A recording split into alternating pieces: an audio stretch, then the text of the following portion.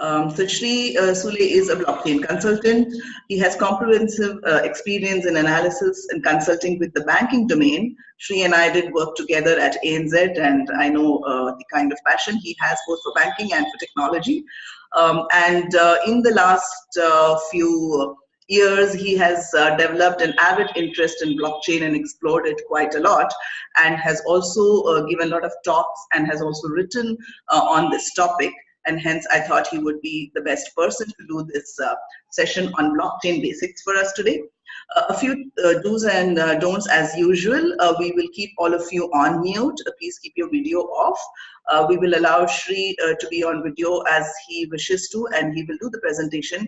Of course, given the topic, I have requested Shri to give some regular breaks through the session, and we can ask people if they have any questions or comments or suggestions. We'll take these, and then we'll move on to the next module of the topic. And towards the end, again, there will be time for Q&A, and you could raise your hand if you have a particular question, or you could type your question on the chat window, and we will get that answered. So with that introduction, over to you, Shri. Hi, ma'am. Thanks a lot. Hello, everyone. Good afternoon. This is Shri here, and hope you guys are aware somewhat about blockchain. If not, then this session would target majorly into what blockchain is, how it was developed, and how it came into presence. So it is a very basic understanding, like blockchain one-on-one. I'm sharing my screen now. Everyone in the audience would have done some of the other transactions over the time, right? So when we didn't have any means of transactions doing online, when we were like little younger, we used to do transactions using barter systems, right? So if someone likes a stamp, they used to exchange stamp, for example, and so on and so forth, right? So I will start with a basic example where there is a two-party transaction between Alice and Ellen over here, as we can see.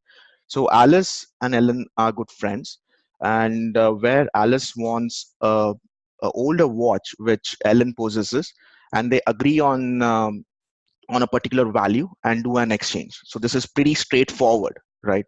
So they meet, they greet each other, and they pay up the sum, and on that particular value, a particular a watch is being exchanged. So let it make it a little complex. Going forward, let us assume that Alan and Alice are not in the same vicinity. They are little from a different city altogether. So in this scenario, how would an exchange happen? It would happen, an exchange would happen, let's say that Alice and Ellen would not know each other. Alice would have gone through a brochure or something and identified, okay, this is a watch that I really admire and I really want that, and I would buy it. So Alice pays up the requested amount, and so for the value that is matching, the object has been exchanged. But as soon as Alice finds out the object that was exchanged for the value of money is not as mentioned in what the brochure has explained. So there is a fault over here. So what it teaches over here is, in today's world, the problem is that we are exchanging without we know the people who exactly they are. So to incorporate this or to solve this issue, what the institutions or exchange parties have come up with to have an intermediary placed in between two people who can have the trustworthiness, to create that trustworthiness, correct? So in this scenario, a same person, let us assume that this is an intermediary who is standing in between Alice and Ellen, takes a fair decision saying that, okay, I would act as a trustee intermediary, and he would be able responsible that a fair transaction takes place, similar to like an OLX in our current means that we do a transaction, right? OLX is a third party trustee who takes care of, okay, whenever we are doing a transaction between party A and B, it will take the responsibility or credit worthiness of what the seller is selling it over here, right? So the advantage of intermediary is that he is acting as a trustee, and he is responsible for a particular freight transaction between a buyer and seller, right? But there are also disadvantage for having an intermediary person over here, right? What are those? So sometimes what happens, the intermediary proves to be expensive, and we also lend too much of trust in that particular intermediary. Understanding this particular issue, these two ladies over here come up with an idea stating that, okay, in order that we remove the intermediary, what we can do is we will have an solution that would be built that would incorporate or make sure that there is a flawless transaction that takes place and how it would happen. So this is another example of how a multi-party payment system works today. So if you can see, there is a lot of jumble in between that is happening, and a sending and receiving bank is at a two different location. So this is like an international transaction that takes place between two bank parties where the money exchanges with multiple parties, and it takes time, it takes a lot of fees and charges as well, right? So coming back to the discussion that we were having earlier, these two fine ladies come up with a solution stating that, okay, what we can do is we will identify a mechanism called as cryptography, where we will make sure whenever the details have been exchanged between us are being signed by a private key. Let us assume that a signature is applicable over here and transmitted over the network, and it is only been unlocked by a person that receives it. So consider this as an email. So an email address is available publicly. I can send an email address to Nija because I know Nija's email address, but Nija herself can only read that email because she is the keeper of the password of that particular email ID, right? No one else would be able to identify that particular email over the net, right? So that is what is called as cryptography. And here, if you can see the middle person, even if the hacker tries to uh, tries to capture that particular text, he would not be able to understand what that exactly text means. In technology word, that is called as a ciphertext. So for example, Alice writes that details in a piece of paper, locks it using a public key of Ellen, and transmits it over the network. So that particular text that is being locked is called a ciphertext, and it can only be unlocked by using a private key of Ellen's and no one else. So as I can see, I have explained the details in the steps below. Moving on, but still, Ellen and s- uh, Alice come up with stating, okay, there is still a problem. How would we identify if there is no loss of data, right? So for example, if there is an exchange of data, how do you identify there is no loss of data? We can either say that, okay, the size of the data shared, we would make sure that that matches from the sender to receiver, right? So they come up with an idea, okay, similar to that, what is another technology that we can grab on? So that particular technology is called as hashing. So what happens is, so whenever a text that has been incorporated or written by Alice, it's been hashed first and then been locked using the public key. So what hashing does is, I will quickly show you the example of hashing. So this is what hashing means. So let us assume that if I am typing any word in her, you look at the hash that has been generated. Okay, it's ending with 99C8.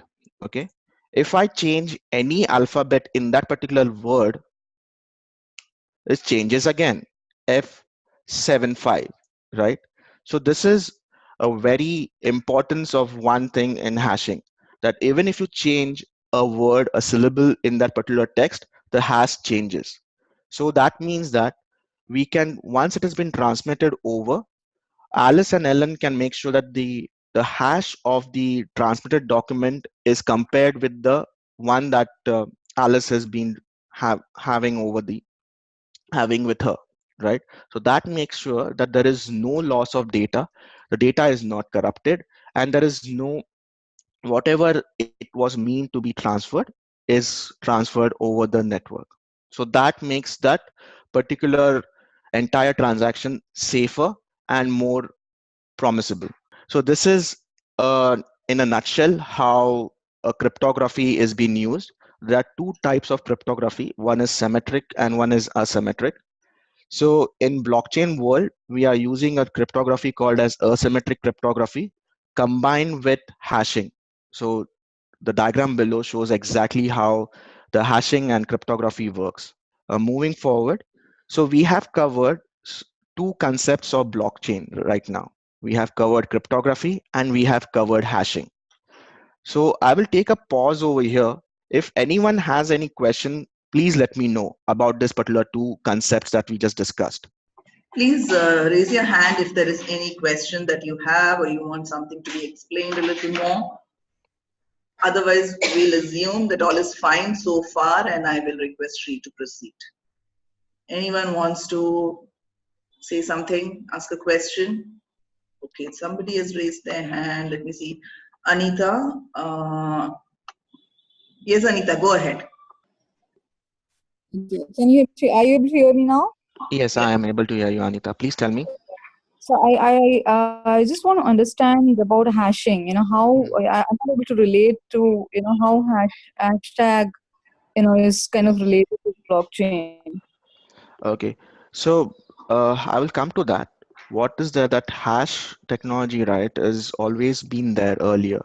So what it does is whenever you transmit data, so for example, if I'm sharing a file with you today, how would you make sure that the file that I have sent over to you is exactly the same that I have? You would make sure that you compare the size of it, right? Mm-mm. Right? Okay. Yeah. But even if I, what happens is, even if I change a dot or something, the size of the file would not change that drastically, right? Mm. But what hashings, these SHA-256 or hashing concept provides us is that even if you change a dot or something, the hash changes drastically. So as I showed you an example, even if I change a small word, sorry, a small r to a caps R, right, the hash changes. That shows that the data integrity is maintained over the network. So the data that has been transmitted from A to B has not lost its integrity. Right? Mm-hmm. And blockchain being a network of multiple parties in there, it is always necessary to make sure that there is no loss of data anywhere, basically. So that is one of the concepts of blockchain. Mm-hmm. Mm-hmm. Okay. So Okay. So yeah, sorry, okay. please go on. You mean to say that the words in the ash changes? Yes, the signature in the hash changes. Even if you change, so I will just show you this particular example again. Can you see my screen? Yeah. Yeah. Okay, so if I type ink her right over here, see the last four digits. It's 99C8, right? And if I Mm-mm-mm. change R to a caps R, it changes to AF75. So Okay. Okay. this is a digital signature, you can say. So no one can Mm. cheat. So for example, if you're so blockchain, you are maintaining a contents of a book or a contents of a file, right? In legal documents, even a dot, a comma, any wording changes that makes a bigger impact.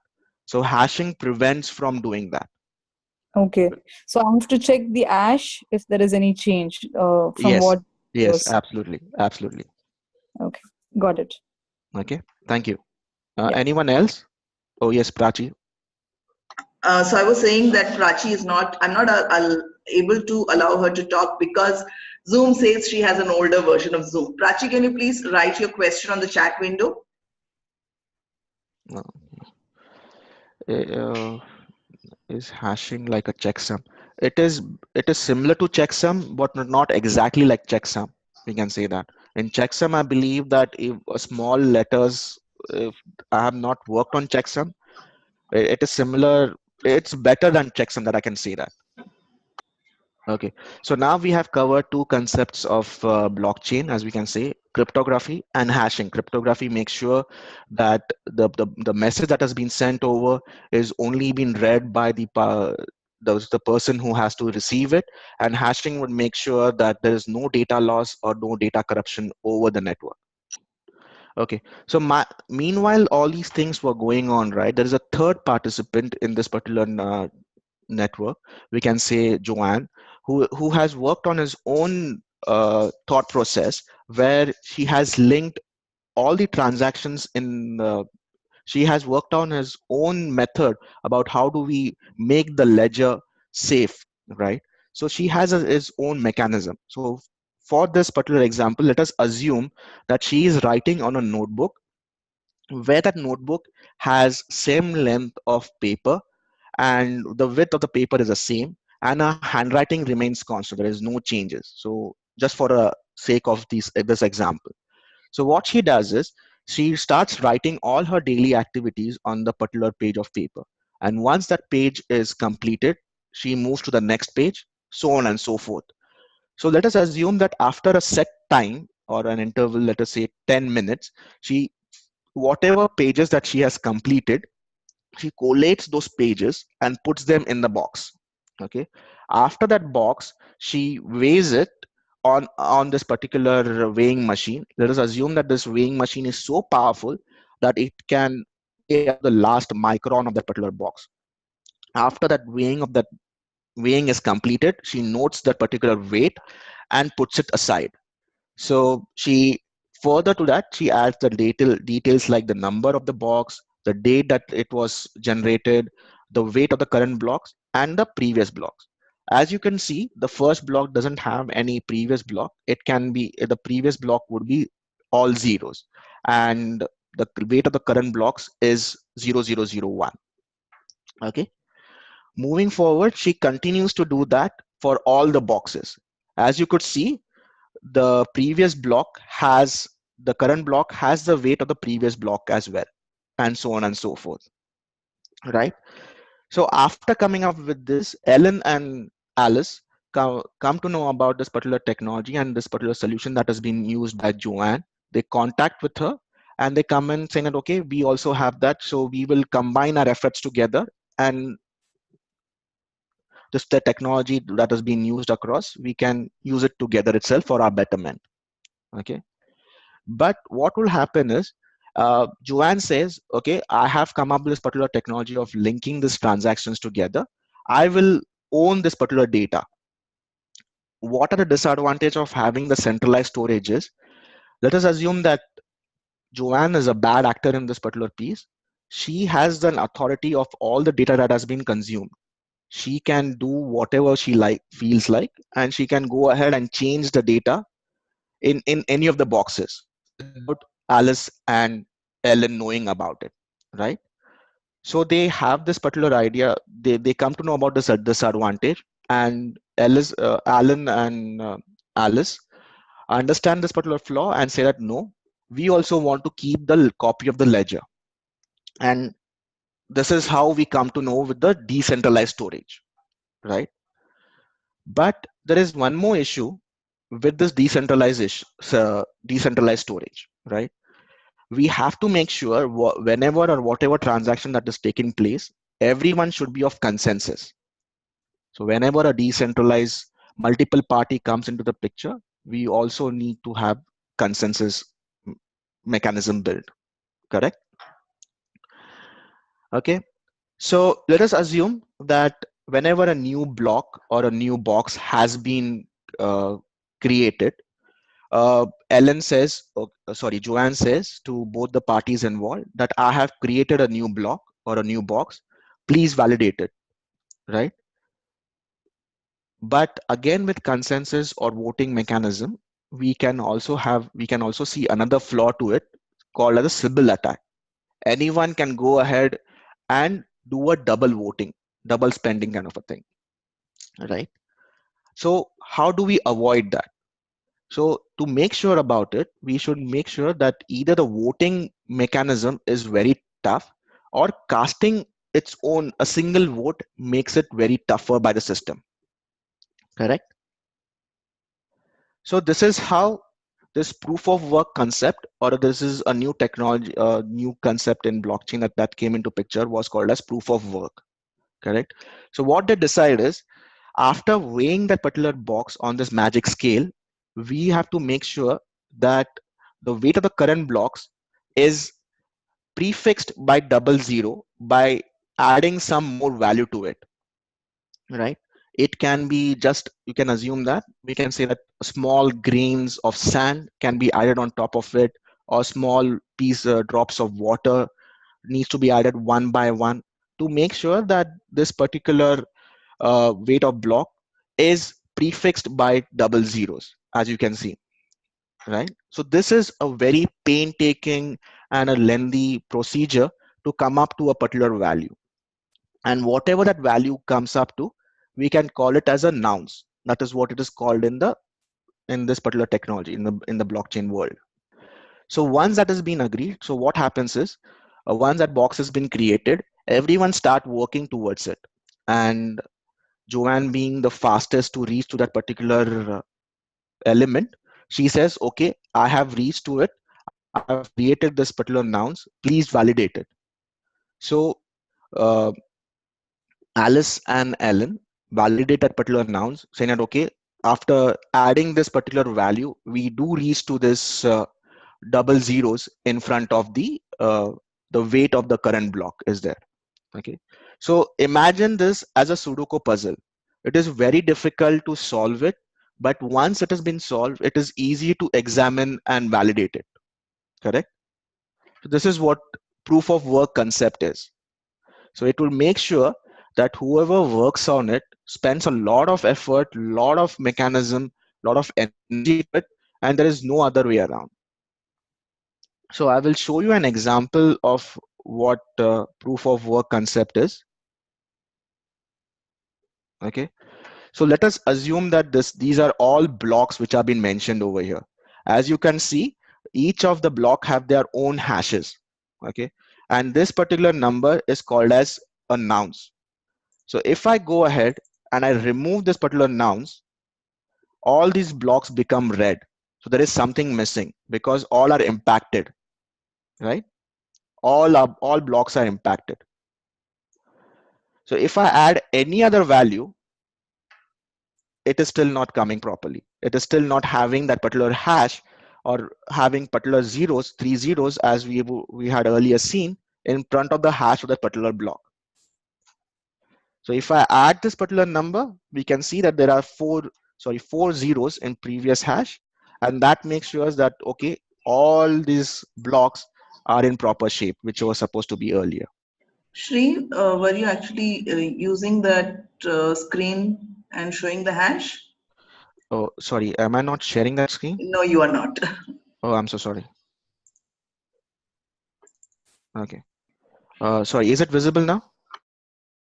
Yes. Okay. Sorry, on the call. So as you can see, there are list of blocks in this particular chain, and you can see there is a wording called as nouns, and we have this hash over here which has 4 zeros prior to any hash of this particular currency of this particular block. So if I remove this hash or remove this nouns, everything becomes red, right? I have to make sure that that number has been hard coded in that particular value so that we receive 4 zeros in that particular hash. And that particular value is parameterized depending upon how sooner a person receives or calculates that particular nouns number. So if I add any other number, it will not, I will not achieve that 4 zeros. But if I add that particular number, we have that 4 zeros, and everyone can say that, everyone can validate it. Okay, if I add this 11316 in that particular data, it will create 4 zeros in front of that hash and says that, okay, this has been properly mined, this has properly been worked on, and this block is valid. So this brings up, so this is much more detailed about what proof of work is. Proof of work means that the system user have repeatedly run algorithms to validate a transaction of the system and other participants. It is most publicly proven to achieve consensus. Proof of work system maintains the blocks in the decentralized peer-to-peer cryptographic protocol to make sure that no one has cheated. It's an honest node and how it works as well. I have mentioned in this particular slide.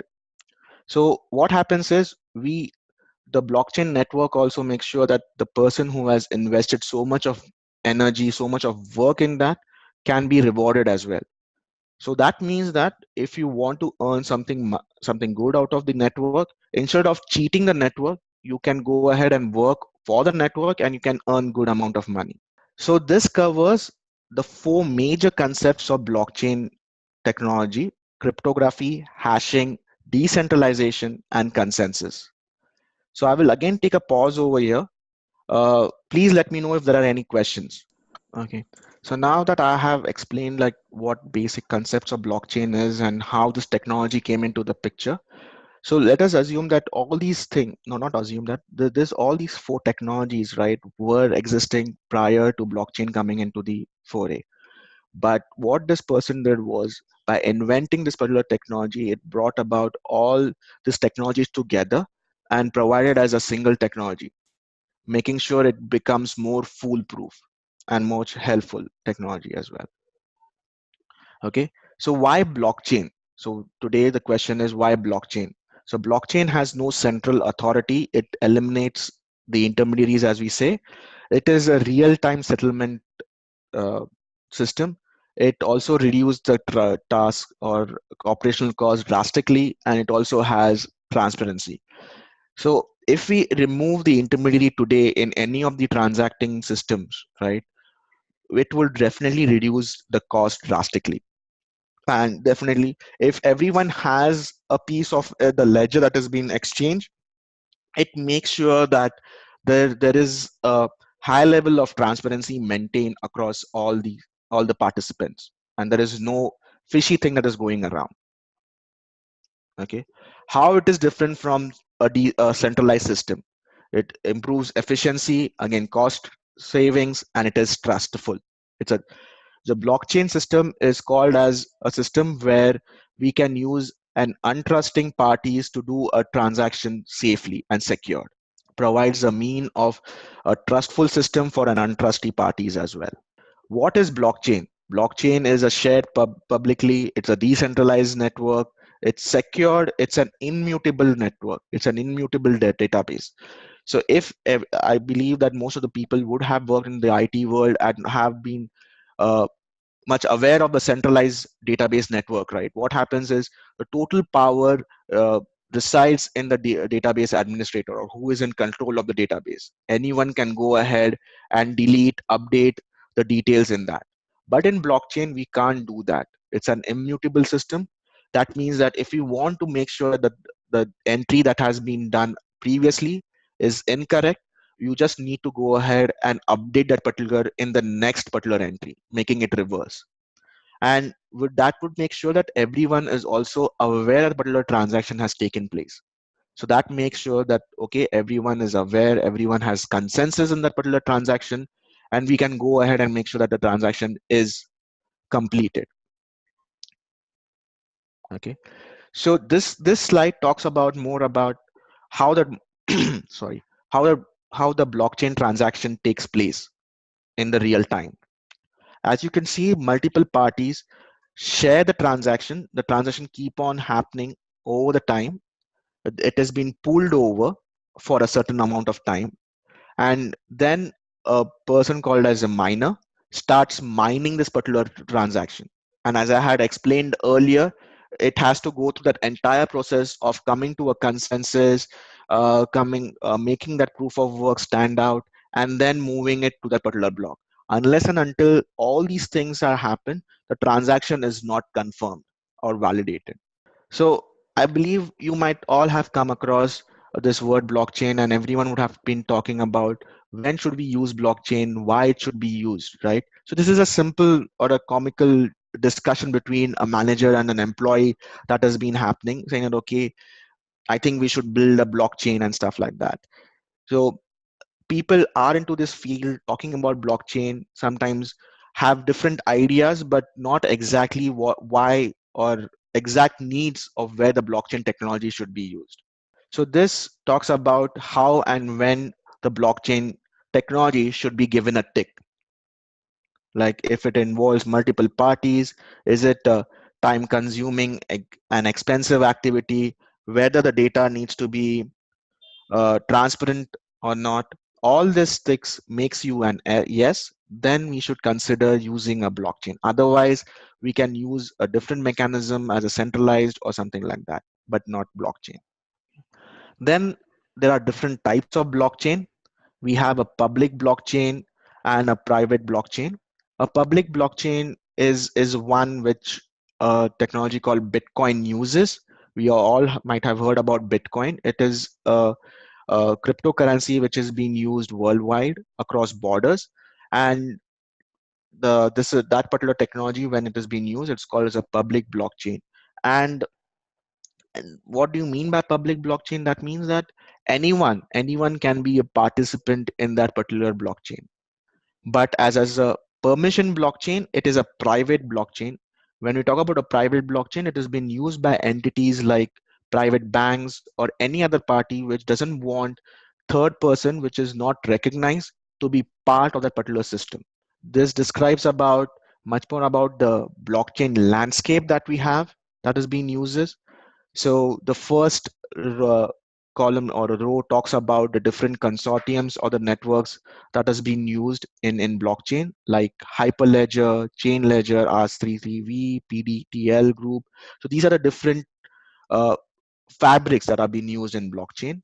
Then we have the second row talks about the different application use cases, and third one talks about the consensus mechanism.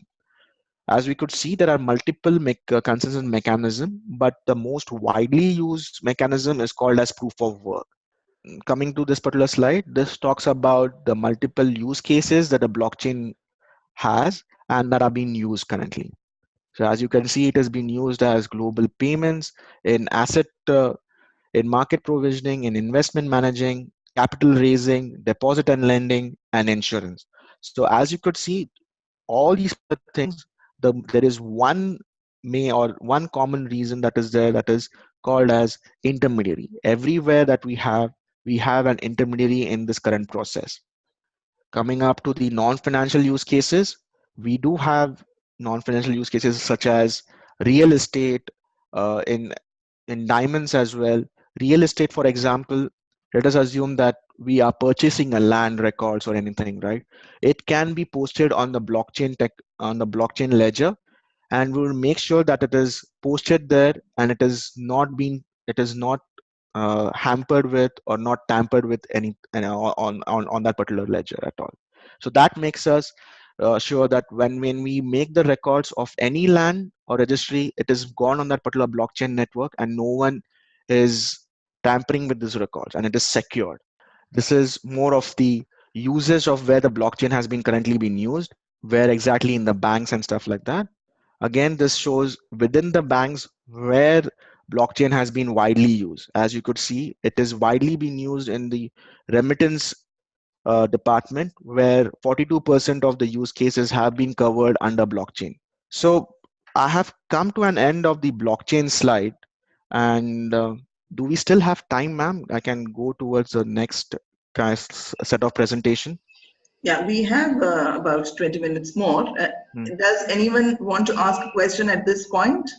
So this particular thing covers the entire blockchain section of it. The next section I wanted to cover was on the cryptocurrency, because I had seen a lot of questions were asked about uh, bitcoins and cryptocurrency. So before I start with that, I just wanted to understand if there were any questions or if we need any clarifications on the blockchain technology perspective. Okay, there is one question by Moto G. Can you please explain usage of blockchain in insurance? Sure. So what happened? So what happens in insurance department right now, right? We have multiple TPAs coming into pictures. We have middle parties as well. So instead of that, what we can say is we can have a direct relationship between the insurer and the person who has been insured. So for example, let us assume today if you walk into an hospital, right, and you are being covered by an insurer, ABC, right? But that particular ABC insurer is not valid in that particular hospital. But there is another insurer, XYZ, who is in consortium with this particular ABC insurer. So what you can do is, as you have a valid insurance ID, you can exchange it with that insurer that has already been linked with the hospital. And these two insurer, ABC and XYZ, as they are being part of this consortium network, they can exchange this information as it has been secured over this. So your identities can be exchanged, your medical or that or the pay transfers can happen seamlessly. So instead of working on having hassles of doing an insurance claim post hospital claiming, you can do it a cashless as well, because multiple insurance company can come into a consortium network and exchange their information. So that is how blockchain can be helpful. Any further questions on this insurance cases? Or because I had written a blog on insurance cases and how blockchain can handle that. And this is one of the very key use cases, because we always face banging our heads against the third party players and getting the insurance done. Instead of that, if the insurance uh, companies can come into a close consortium where the patient history can be exchanged, instead of claiming it afterwards, it can be claimed on spot itself. So that becomes very helpful. So as I said, I saw many participants who had registered in this particular session had a lot of questions about what Bitcoin and cryptocurrencies are, right? So over the years, how the currency evolution has happened. Before even currency came into picture, we had a barter systems, then we had metal currency, then we had a paper currency, and moving across the time, then we came up to digital currency, right? Not cryptocurrency, but a digital currency. But what happened right now is we have another piece of currency called as cryptocurrency. So what is a major difference between a cryptocurrency and a digital currency is that the cryptocurrency is being secured. It's a programmatically written currency, and it's been secured by cryptography, right? So how did it come to existence? Right. In 2009, this person called as Satoshi Nakamoto proposed a new protocol called as P2P networking with proof of work and public key cryptography. All these things he mixed together and said that, okay, this is the currency that we could evolve and do and seamless transactions over the cross borders as well. Today, if we want to do a cross border transaction, it takes approximately around 2 days to do it, and it's a very painstaking transaction. It involves fees, charges, and it is very, very expensive as well, right? But what does this help us, or what this particular vision was, that it would have a seamless transactions that could be done, and anyone and anywhere who is using a wallet, a Bitcoin wallet, can transact it from a person A to person B without any interference. So why this kind of currency is needed? Today, when we talk about any fiat currency that we are holding, it is not owned by us. It has been governed by a centralized regulatory. So post the 2009 crisis, right, what happened in Europe was, in Cyprus, when they were trying to bail out, the Cyprus regulatory bank tried to get money from the people's account without getting their consensus, right? And people were left nothing. So they couldn't do anything. They could only watch their money being robbed out of their own bank accounts, right? As I said earlier, if we do a fiat transaction currency, that is a normal transactions with a normal currency via any POS machines or anything like that, right? We are always being asked, sometimes we are asked by a merchant to pay up 2% extra, because the merchant in turn has to pay a merchant development fee to the POS provider. And that makes the transaction much more expensive as well. So at the end, what happens is the merchant ends up paying around 11 to 14,000 rupees per month just as MDR fees. Whereas if you do a transaction using a Bitcoin, it is very, very cheaper and very less expensive than what the normal transaction would happen. So this is where we are right now. So we have multiple cryptocurrencies in the market right now, but the most popular cryptocurrency is Bitcoin, and then we have other cryptocurrencies as well. So this is where the market capitalization and everything lies accordingly. Okay, so that's all I had from my presentations.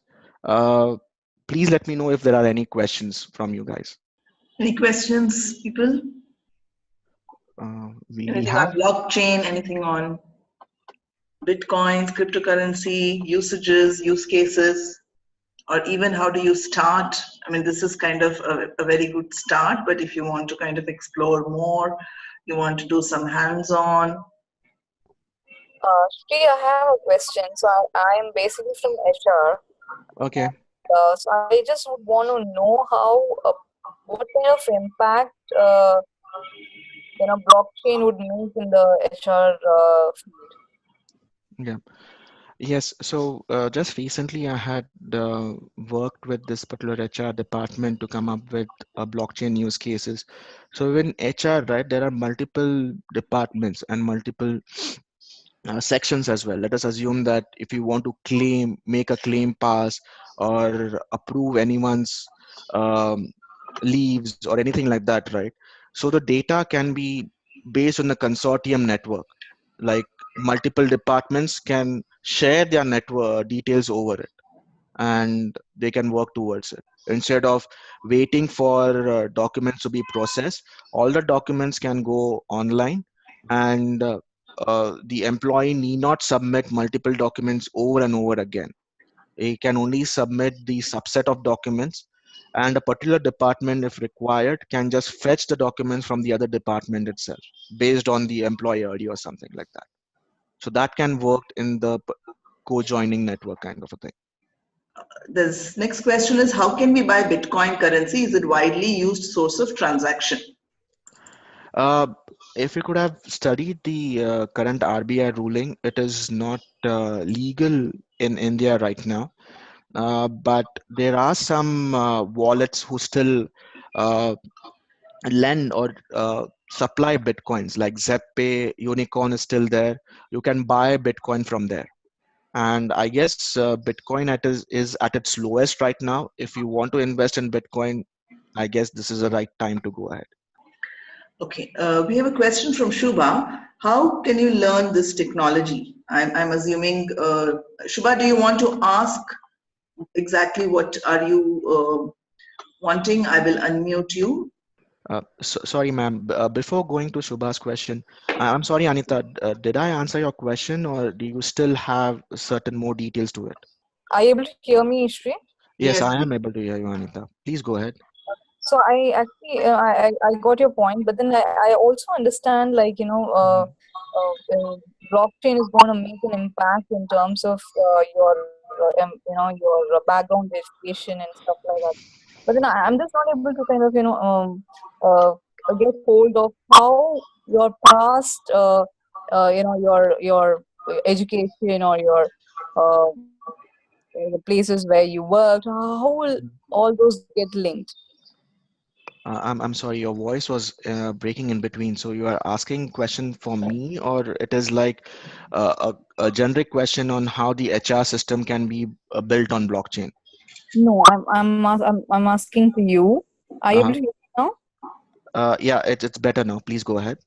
So the question is like, so I kind of understand that blockchain would be used in the field of background verification.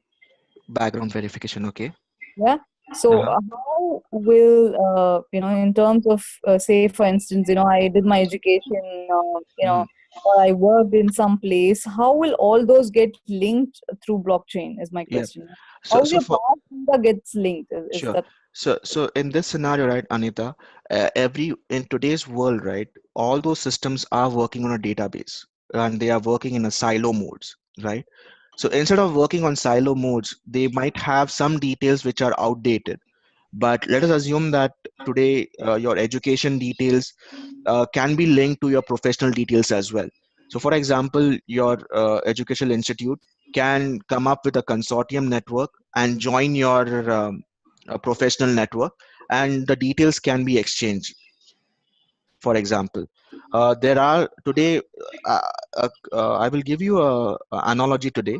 Today, there are multiple banks who exchange the credit worthiness of a client, right? Similarly, if someone is defaulted or rated as a bad employee in a company due to some of the other reason, but that information normally doesn't reaches the other company before he joins. But assume that those two companies are already there in a close consortium network working with each other. So that can be avoided because the exchange of information can reach that particular company much earlier before it needs to, right? Otherwise, normally what happens today is companies, major companies like major MNCs, do a background verification checks. It takes a lot of time, but what if all these background verification organizations, big MNCs tied up with each other, they work together in a single consortium network? That could solve number of days. It can reduce the background verification from number of days to just matter of minutes. And the latest information can also be exchanged. Yep. Yeah. I Oh, got it. Thanks. Yeah, you okay. answered my question. Okay. Thank you. Shubha, do you want to ask your question? Yeah, hi Shri. Hi, Uh, Shubha. I'm asking this question. I just wanted to understand. There are lots of, Hmm. is there any certification course which is there for blockchain, or it is a particular companies only provide this technology to learn? Shubha, I will be really frank with you. So I just wanted to understand. So what background do you come from? Are you a technologist or are you from a functional background? Okay, I'm more from a functional background. Okay. I'm currently working in a web analytics and more towards the marketing automation kind of. Okay. Uh, I would suggest to go through a couple of channels which are there, like Coursera is there, then some of the online tutorials. I would ask you to start from there instead of registering for a course, because courses are like people who have just started, and blockchain technology is not that old. So who are giving webinars or even giving courses on blockchain are pretty new towards it. So I would suggest you to go through online courses by yourself, feel comfortable, try and understand like what are the basic of blockchains are, um, and then go forward.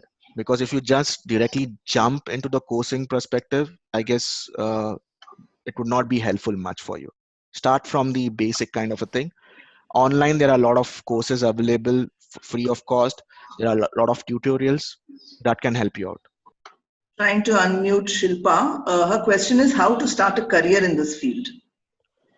So again, my question would be to Shilpa that uh, is she from a technology side or from the functional side?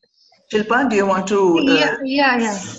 I'm basically electronics engineer, and I'm working in the field of IoT, Internet of Things. Okay. So yes, so IoT as well. Are you a designer or you are again a functional role player in that particular? More into software part, That, programming. that's good then. So I believe you can start learning again going online as well. Start the basic understanding. There are a couple of online courses which are there.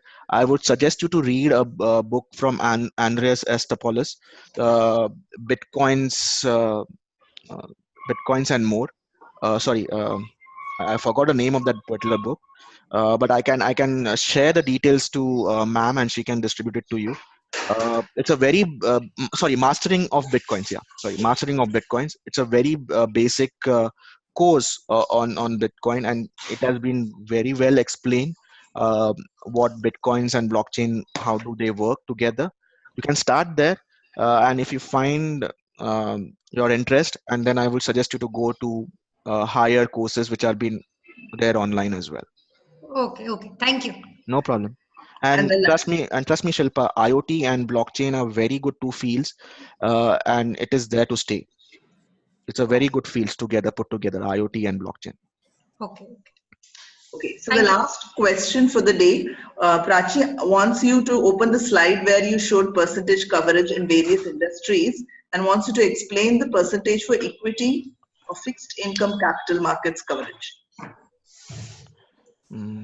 Okay, I'm just going through it. Sure. And that'll be the last question for the day. So here, equities and capital markets, right? What I can say is it can be more the offline settlement, not the real trading that happens. Instead of having T+2 days of settling the trade or any equity that is there in the which is there right now, it can happen over the means of a smart contract.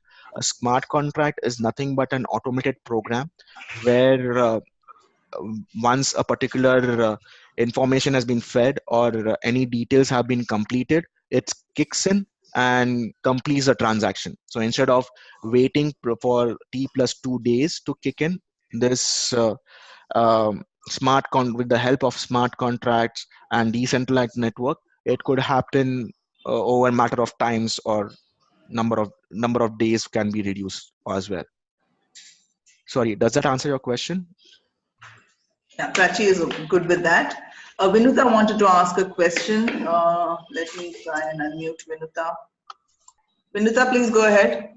Yeah, hi. I'm actually a freelancer and have been doing a lot of sessions on blockchain.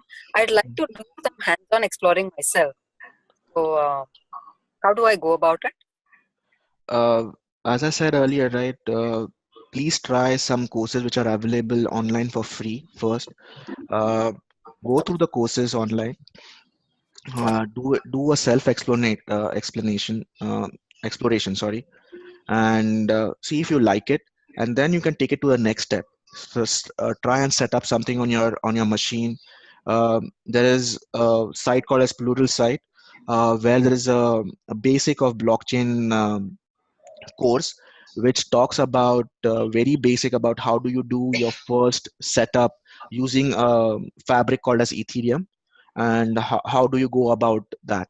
So that would be really helpful. So if you have Pluralsight, um, there is a site sorry, if you have a Microsoft account, the Pluralsight is available for 3 months free period. You can go ahead, you can register for that, and you can take this particular course. What is the site again? Pluralsight. Can you spell it, please? I'll just type it over here. Just give me a minute. You have to share your screen. No, just a minute. I'm just typing it. Sure. See, while you type, could you also please share the slides with us, if that's okay? Yeah, sure. I will do that. Thank you. Yeah, okay. So everyone can, sorry, I think it's probably people are not able to see. I will type it again. Yeah, that's the one, pluralsight.com. Okay, great. Yeah, and so Shri, there is a question people are asking for your email ID. If you'd like to, you could please give your email ID. But I would also like to tell everyone that Shri is a mentor on Jobs for Her. So you can actually follow him on the Jobs for Her website. So if there are in future other sessions that he does, you will automatically get notified about it. So that's another way of interacting with Shri. So if there's no other question, then we can close today's session. Thank you, Shri, for trying to bring it down to the very basic elements so that everybody is able to understand. At least some amount of confusion has been cleared. And thank you for your time, and thank you all for attending this session. Look forward to seeing you all at the next Inca webinar. Yeah. Thank you, ma'am. Thank you for this opportunity. And thank you, ladies. I really hope that this session was really helpful. And I made sure that your questions about what blockchain was and how it came into existence are resolved somewhat. If not, then please, we can have a follow-up session anytime. You can ping me, you can talk to me, and we can have this follow-up sessions with that. Thank you. Thank you very much. Bye-bye. Have a nice day. Bye.